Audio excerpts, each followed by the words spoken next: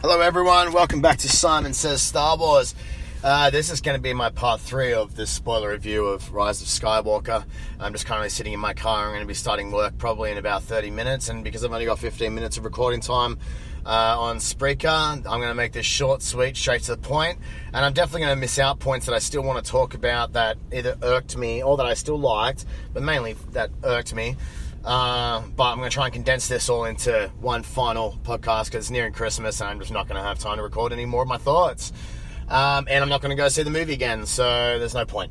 So my last part of this whole thing is like, I spoke about Kajimi, the Han interaction with Kylo, which now that I think about it more, it didn't, that emotional weight was still kind of there for me. I still had like a, oh, of course moment, but it was reflecting and mirror imaging the scene on like the walkway on, Starkiller Base, where it was, they're on the, scaffolding and they're talking to each other, and Kylo at that stage kills Han Solo, but this time it's, Han Solo is kind of like a conjured imagination figure in Kylo's head, and he kind of projects that onto the same thing, but this time the conversation is reversed. And what he should have done in the first place, which was throw away his weapon, this time he actually did throw away his weapon, and he kind of has a coming to Jesus moment, I guess, and this is where he kind of starts going down the path of the light side and rejects the dark side. Not that he ever really truly walked the dark side path, because he was never labeled a Sith, so he never fully mastered the dark, he never fully mastered the light. If anything, the story of Kylo is kind of one of, he tread, I guess, you could say, the path of a grey Jedi somewhat more than Rey ever did, or has been portrayed as, because he kind of started training as a Jedi, became more of a dark side, I guess, disciple in the art, in the dark side of the Force, and then obviously comes back to the light. Now, one of the things that really fucking annoys me about this movie is that she's like, I stabbed him, and then I fucking healed him, and I'm gonna fuck off to Act 2. And that's fine, the context, because she was getting pulled to the dark side, and she was disappointed in herself, and I guess ashamed, and she was like, that's it. No, I'm gonna isolate myself on the island like Luke did. I'm gonna try and cut myself off from the Force. Now, that's not implied, but her going there was the same thing as Luke saying, nah, I failed, I'm going to go isolate myself onto this island.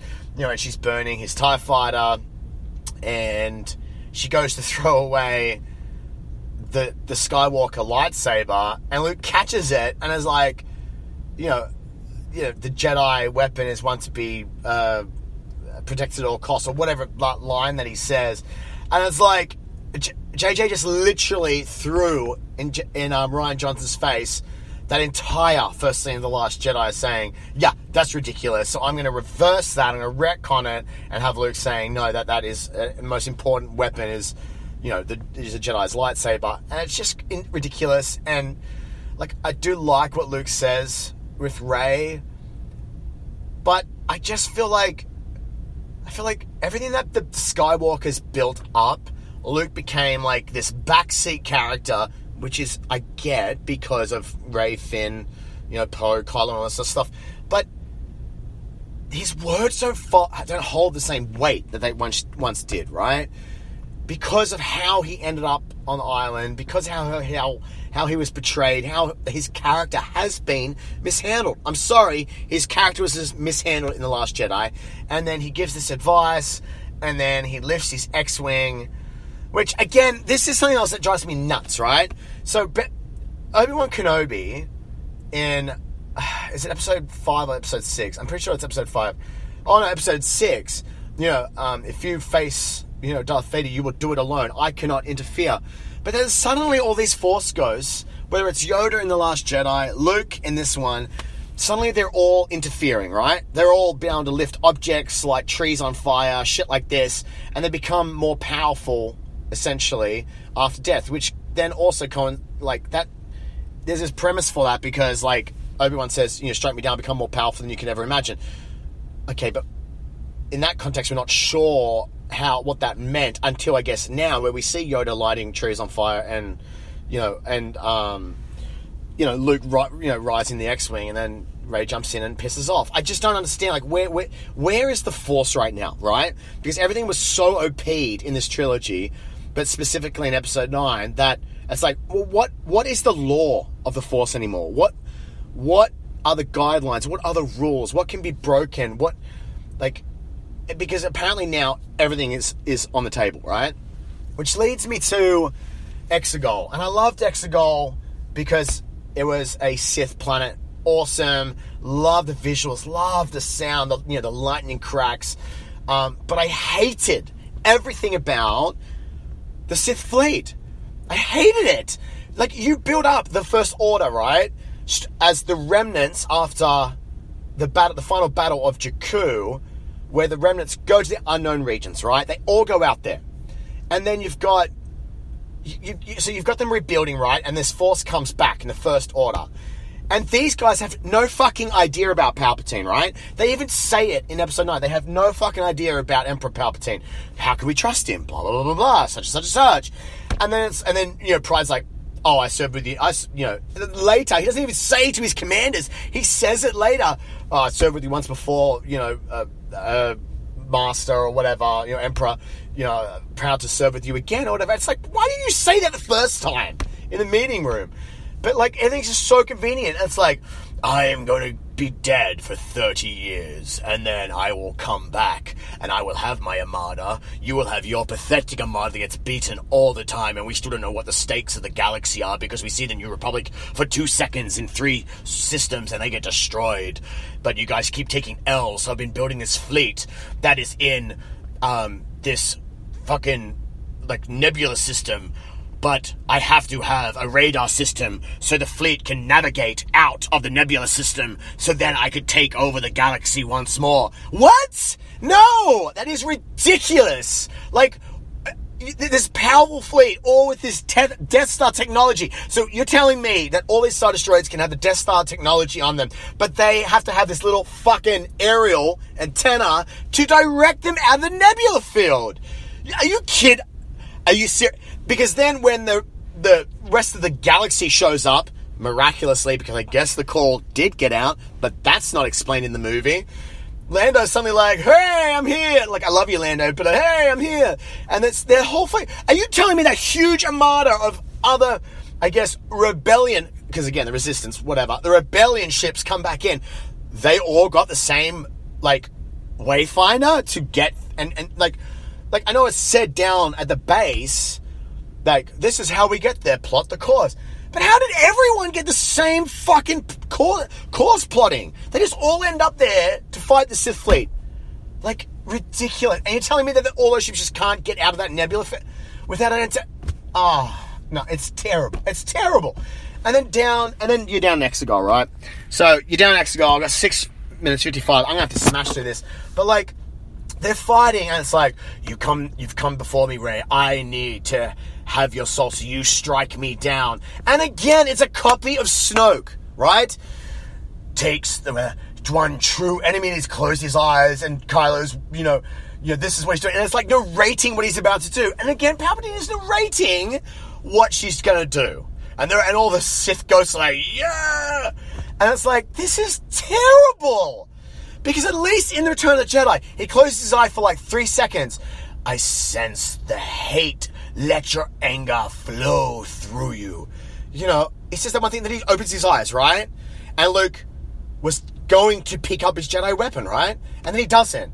But then it's none of that matters because he's narrating what she's going to do. And she's going to come up to me, and then she's going to strike me down, and I will become one with her, and the Sith will rule once more. And it's her face never portrayed, unlike Luke, that she was going to strike him down. And then at that convenient fucking moment, Kylo shows up.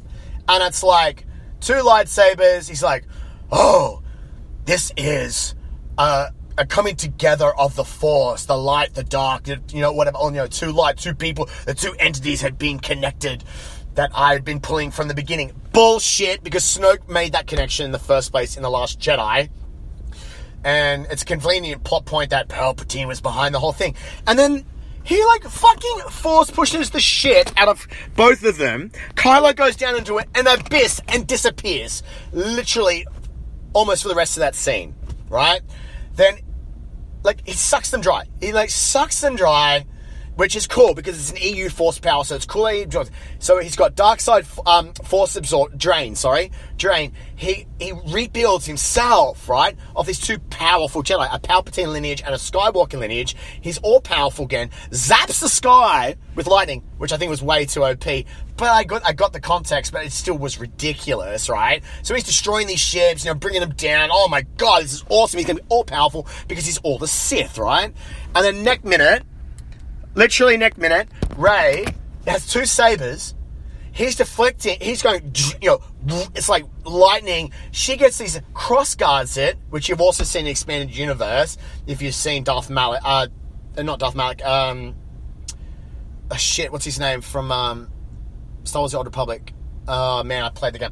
Malgus. He's done it, right? And he's deflected lightning back. But she does it and melts his face off. Okay. That's ridiculous because we all know that Palpatine can deflect and shield himself from his own lightning, right? We saw it in Revenge of the Sith. Yoda, who is also super powerful, did the same thing, and he also rebounded his own lightning. And then once he did that, you saw it in Palpatine in the Senate area. Yoda would rebound it back to him, and then he would deflect it back again or create a shield. Are you telling me that he couldn't do that again? Come on, man. And then she collapses and dies from, I guess, the exhaustion of, force putting the force power back on him, right? And then possibly one of the worst scenes, again, that I've ever seen, rivaled Luke's force projection, astral projection across the galaxy. He climbs out of this abyss and does force healing. And once again, conveniently placed because of their relationship, their symbiotic relationship, because she's done it to him. He now has that ability, even though he's never trained it before. He's just going on instinct, even though he's gotten messed up. And he puts his hand down near her stomach. This is what Rey did to, I guess, Kylo when he got stabbed through the thing. And he drains his own force life to bring her back to life. And that's cool, but it's awkward because how does he know how to do that? What, because it's this whole it's almost like plug into the Matrix, Rey's brain thing, and now I know how to do it in no context, no training, no reading, no nothing. And it's he dies just before he dies. They share this moment that's meant to be tender, and it's awkward as fuck. They kiss, which is bizarre to me, to just simply appease the Reylo fans, I guess, fan service, whatever. He dies. And she's just it's done. And they're celebrating, and she goes back to Tatooine, and another fan service moment, you see, the Lars homestead, and she buries the Skywalker lightsabers, which are fine, but then she builds her saber based off her staff, which she's kept around forever. What? To make her new saber? That's why she's kept her stuff. She barely fucking used it in episode 9. She used it once on the training droid. Once. Why has she always got that fucking stuff? And then it's made of a Blackmore style hilt, and it's a gold. Where'd she get the crystal from? Where? She melded two crystals together, right? So to make that, she needed to bleed two crystals together, or she needed to bleed one crystal. But you never see her taking it out of the Skywalker lightsabers. So where did she get the other crystal from to make it? You can't assume. And then, we didn't even see her making it. It's terrible. At least we see the recut of Return of the Jedi where we see Luke create his green lightsaber. But we don't even see that from her. And then the worst scene ever. Fuck me. Who are you? I'm a Skywalker. Because you're going to identify with whoever you want these days. I'm a Skywalker. It's terrible! She's a Palpatine. It would have had more weight if she said, I'm Rey Palpatine. But Rey Palpatine, that said no to the dark side and embraced the light side. But no, she has to take up a Skywalker. Luke didn't train her, and we get a little glimpse that Leia supposedly trained her. But what did even Leia fully know? She rejected the Jedi training years ago because she saw Kylo being seduced to the dark side in his future. No. Look, I'm sorry, guys. It's terrible. I am not going to watch episode 9 again. This is my rant. I got 15 seconds left. I'm going to tie it up. I'm sorry. I could keep going. There's so much more I want to talk about, but I can't. Look, hit me up on Twitter.